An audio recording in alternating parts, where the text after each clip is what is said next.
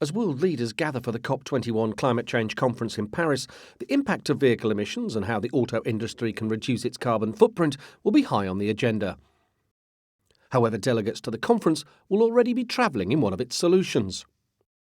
The Renault-Nissan alliance is providing attendees with a fleet of 200 electric vehicles, or EVs.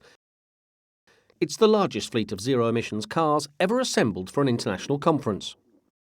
It's forecast that today's 800 million vehicles will have increased to 2 billion by 2050. If the worst effects of climate change are to be avoided, the world cannot continue to rely on fossil fuels to power these vehicles.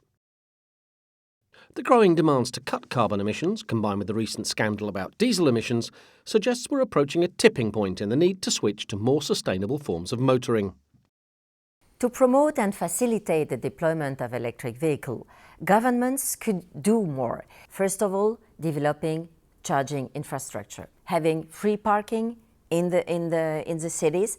Governments can also support electric vehicles by financial benefits like fiscal advantages for people accepting to switch. The Alliance fleet will give delegates a very real feel for what EVs can contribute in our quest for cleaner air.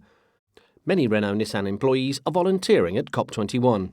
What's different about driving an electric vehicle is the quietness and the serenity that you get when driving an electric vehicle, but also you have the va-va-voom, but complete silence. It's a very good experience.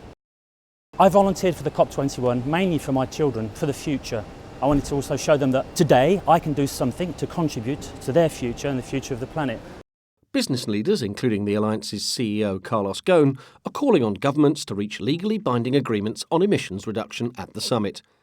In order to hit those targets and continue to encourage the growth in EVs, governments around the world are being urged to continue to invest in the vital infrastructure and incentives to encourage consumers, and so make a major contribution to reducing carbon emissions.